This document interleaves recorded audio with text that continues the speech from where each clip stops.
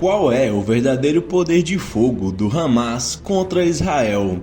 Quais são as forças do grupo terrorista? Quem financia o grupo? E hoje nós iremos te responder tudo isso aqui no canal. Portanto, se você ainda não é inscrito no canal, se inscreva, ative as notificações, dê um like, compartilhe o vídeo e vamos embora.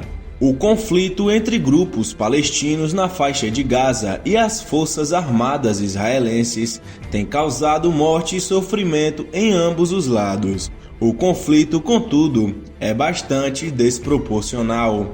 O poder bélico de Israel é consideravelmente maior. O porte de sua força aérea, seus drones armados e sofisticados sistemas de coleta de informação permitem que o país atinja praticamente qualquer alvo em Gaza. O governo israelense tem repetido que seus ataques se restringem a pontos usados para fins militares. Gaza é, entretanto, uma região densamente povoada. A população está muitas vezes próxima de instalações usadas pelo grupo Hamas e Jihad Islâmica, que em algumas ocasiões chegam a esconder suas atividades em edifícios majoritariamente usados por civis. Fatores como esse tornam quase impossível se evitar mortes entre cidadãos comuns. Embora seja um lado mais fraco, Hamas e Jihad Islâmica têm armas suficientes para atacar Israel e já experimentaram diferentes táticas. As forças de defesa israelense derrubaram, por exemplo, um drone possivelmente armado que tentava atravessar a fronteira a partir de Gaza. Um porta-voz do exército israelense mencionou que uma unidade de elite do Hamas já havia tentado se infiltrar em Israel por um túnel construído no sul de Gaza. Os militares israelenses teriam sido alertados sobre a investida e, segundo o porta-voz, conseguiram fazer com que o túnel fosse implodido. O armamento mais significativo no arsenal palestino são de longe seus mísseis superfície. Parte deles, acredita-se, entra em Gaza por túneis cavados a partir da península do Sinai, no Egito. Essa também seria a origem de outros artefatos que têm sido usados nos últimos dias, como os mísseis guiados antitanque Kornet. A maior parte do arsenal de Hamas e Jihad Islâmica vem, contudo, da própria faixa de Gaza, que conta com uma capacidade produtiva relativamente complexa e sofisticada para esses armamentos. Especialistas internacionais, inclusive israelenses, acreditam que o know-how iraniano e a assistência do país tem um papel importante no crescimento da indústria bélica na região. Locais de fabricação e armazenamento de armas estão entre os alvos israelenses na mais recente escalada de violência na região. Estimar a dimensão exata do arsenal do Hamas é impossível, mas ele certamente inclui milhares de armas de diferentes alcances. Os militares israelenses têm suas próprias estimativas, que não chegam, contudo, a compartilhar com o público.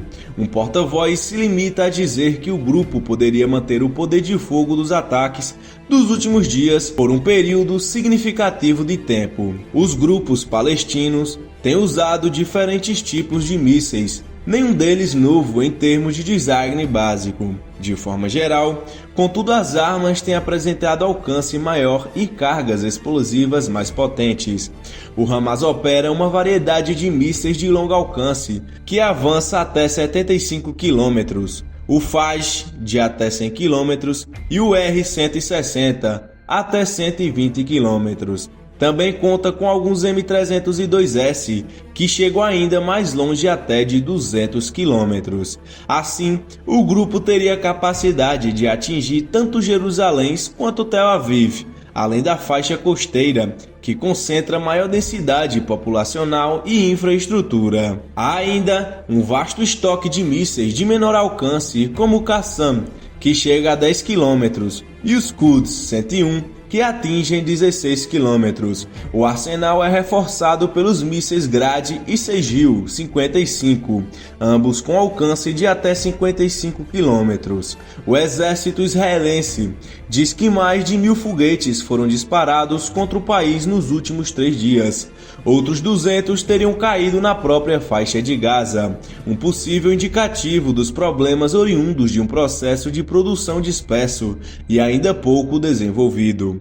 Entre os mísseis que cruzam a fronteira, 90% foram interceptados pelos sistemas antimísseis do Domo de Ferro, ainda de acordo com as Forças Armadas israelenses. Apesar do sucesso, a estrutura que defendia a cidade de Askelon chegou a parar de funcionar momentaneamente por um problema técnico, mostrando que o escudo não é uma rede capaz de deter absolutamente todos os mísseis que cruzam seu espaço aéreo. As opções para combater os ataques de mísseis são limitadas. Há defesas antimísseis, os bombardeios aos depósitos que guardam as armas e, pelo menos em teoria, as operações terrestres que empurram os lançadores de mísseis a áreas em que não têm um alcance efetivo.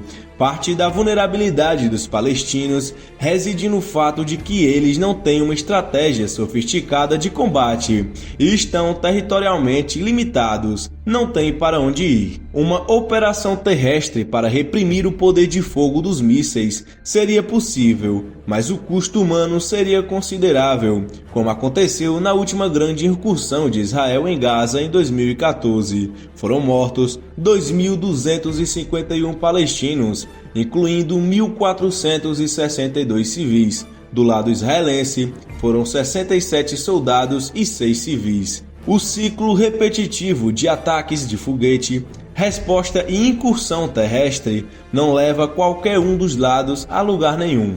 Diante dos acordos de paz selados entre outras nações árabes e Israel, da divisão política entre os palestinos, hoje aparentemente mais aguda do que nunca, e as prioridades da agenda do governo israelense, que passaram longe da contenda com os vizinhos, é difícil enxergar a possibilidade de progresso em direção à paz no conflito palestino-israelense. Para que isso fosse possível, seria necessário que houvesse um desejo genuíno de avanço de ambos os lados e um esforço consistente de atores externos. Essas condições não parecem estar presentes, pelo menos hoje em dia.